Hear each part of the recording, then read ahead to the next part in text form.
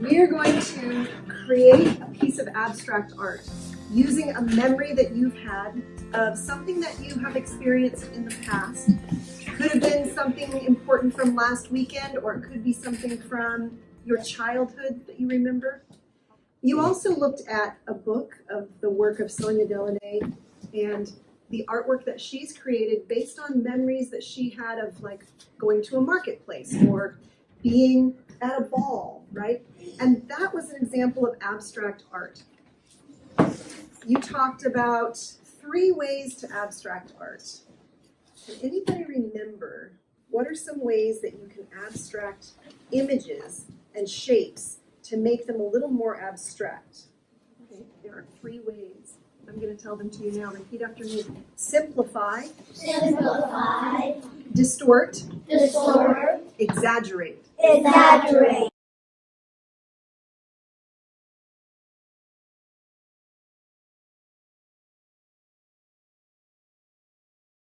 We're going to practice doing that today. Then when you create your art based on something you're thinking about, you can practice using those strategies or techniques to change shapes or images in your art. And one thing about that is it really is freeing. You don't have to make something look very representational. If you're trying to draw a picture of a tree or a dog, it doesn't have to look exactly right. It doesn't have to be technically correct and make a representational image of that thing. So we're going to practice by abstracting things that we might see at a farm. I'm going to help you brainstorm a list of what we might see at a farm. Think for a second, something you might see at a farm. Think in your head. Turn and tell somebody next to you what you're thinking about. What is it that you're thinking about?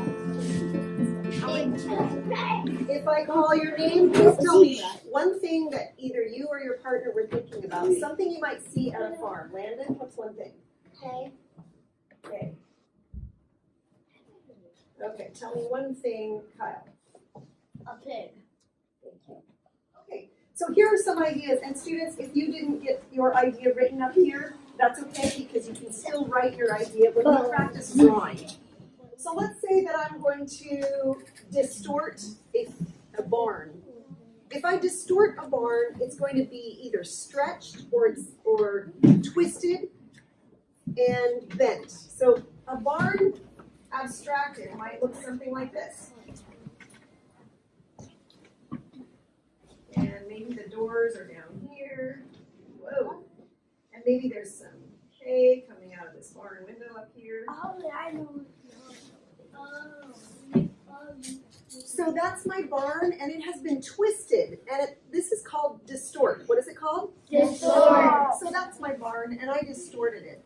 Now, I'm going to do exaggerate. And when I exaggerate something, I'm going to do a chicken. Okay? So I'm thinking about a chicken at a farm, and it is going to be exaggerated. That is my chicken. And it is an exaggerated chicken because the eyeballs are so big. But it's also kind of simplified, isn't it? Simplified means we don't add a lot of details. We make it very simple. I didn't add a lot of details on my chicken. So I'd say that the barn and the chicken are also simplified. Not a lot of details. But if I do a simplified pig, watch this, super simplified.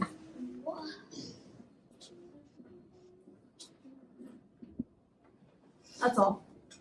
So that is my simplified pig. It just has a few things, the nose, the eyes, the ears. Oh, here, let's add a tail just for fun. So you can't even really see, I didn't even draw a body. I just simplified to add a few parts of it. We're practicing some skills so that we can apply that to our art when we do that tomorrow. The skills that we're practicing are distorting, exaggerating, or simplifying some shapes or images. I want you to think about images or shapes that you would see at a farm. We're just practicing with farm shapes and images now to practice these so that you can apply it to your thought or your memory when we do your art. Show me with your hands. Twist. Show me bent. Show me stretched. So when you distort, you're going to twist or bend or stretch your image. Okay. I want to see you practice 3 things from this list or other things you might see at a farm. Drop 3 things on your page and try to practice doing these skills with them. Go ahead and practice. Or just try. It looks like it's simplified.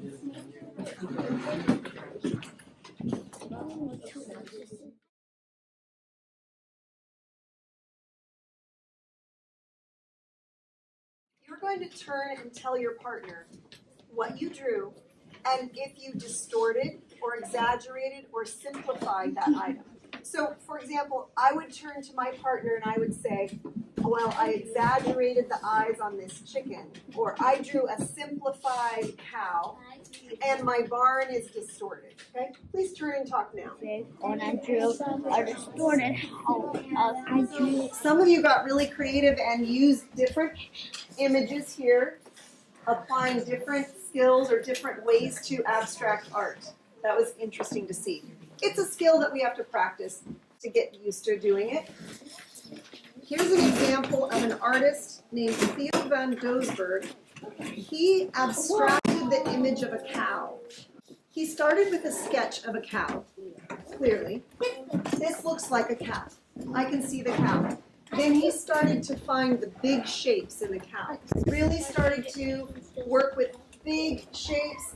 He continued to abstract the cow into bigger shapes that he saw here until he got to this stage.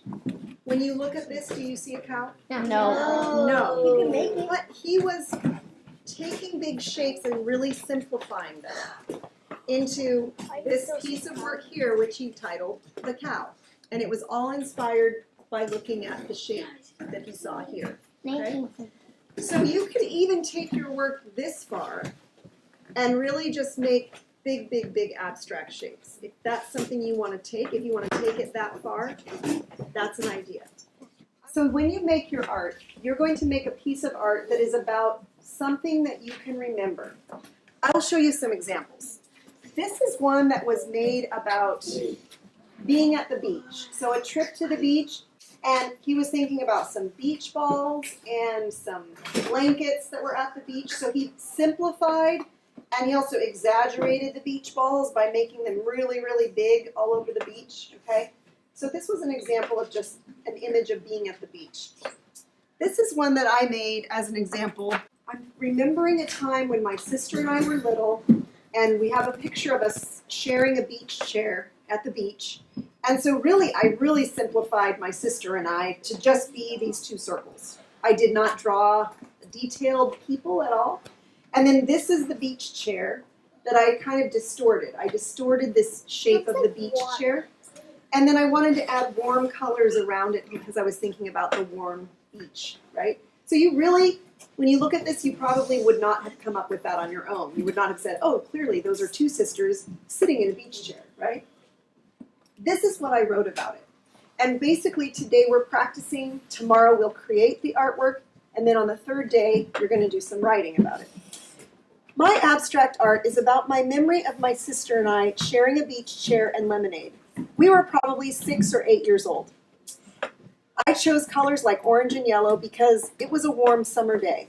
The shape of our heads are simplified because they are just circles without details. I enjoyed mixing colors and making this art about when I was a child. This one I gave a title to. I was thinking about something important to me, which is making pesto with my dad.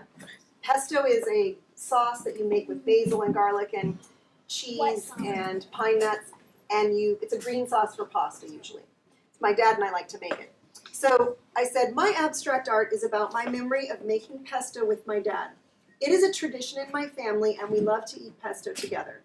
I chose colors like red because it's a warm color, and my memory is happy and warm.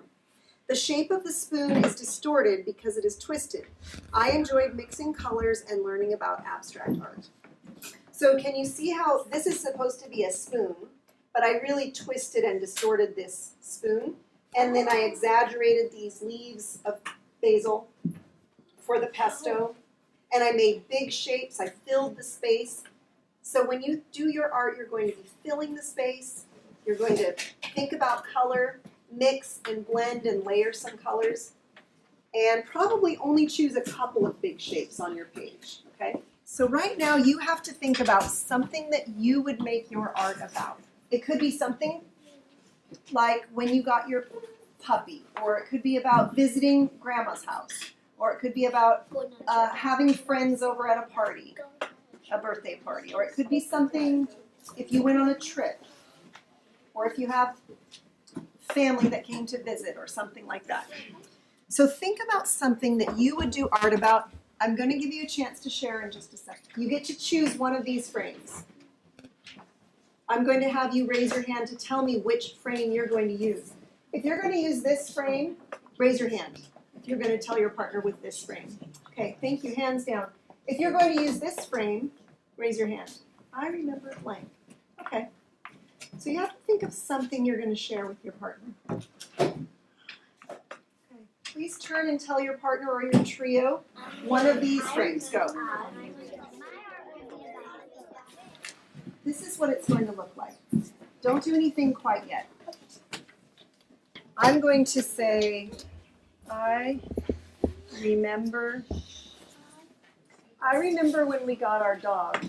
I'm going to write my sentence about what my art will be about at the top of this page. You wait just a second. Then I'm going to think about some big shapes. And for my dog, if I really simplify and exaggerate some shapes that I'm thinking about with my dog, he's a golden retriever. He's got a very triangular ear. So maybe I would do a triangle for his ear. So that's my dog's ear. Oh, and on his legs, he has really long, feathery hair on his legs, and they're kind of like this, like just these feathery, swoopy hairs on his legs. So maybe I'm just thinking about big shapes that I could do, and his, you know what else though he does? He always walks around in a circle before he lies down on his bed. So I decided to do something that represented movement, also like the hairs on his leg and just his ear. And so I'm just thinking about some big shapes that I could use, or some big lines or shapes that I might do to represent my dog. I didn't draw a picture of my dog. I didn't draw all the details, but I made some big shapes on this page. This is going to be challenging, but I think we can do it. It's going to stretch our imagination. At the top of your page, I want you to write down, either choose this sentence frame or this one. And I want you to write it at the top of your blank page now. Go ahead.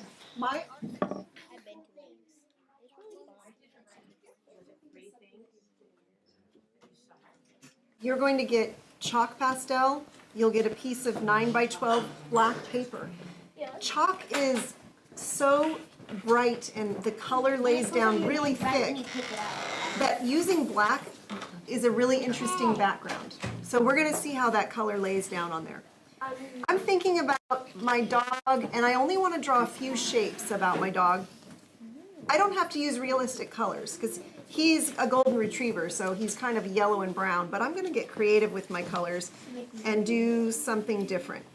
So I think I'm going to make a big shape that fills the space, and I want to make a green ear.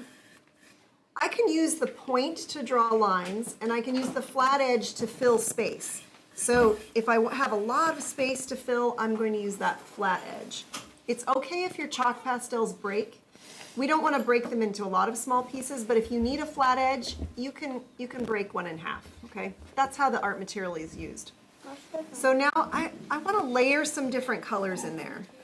My dog is not blue and green, by the way, but just to be interesting, just to make things interesting, I want to layer some colors.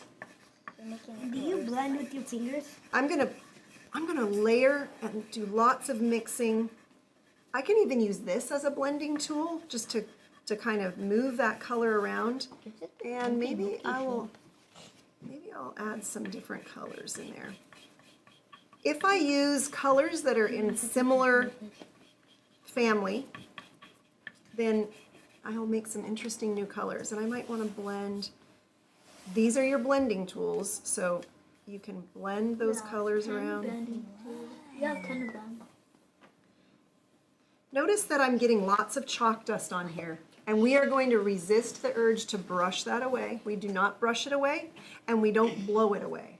Like eraser crumbs, sometimes I just have a habit of doing this, but we're not going to do that with chalk.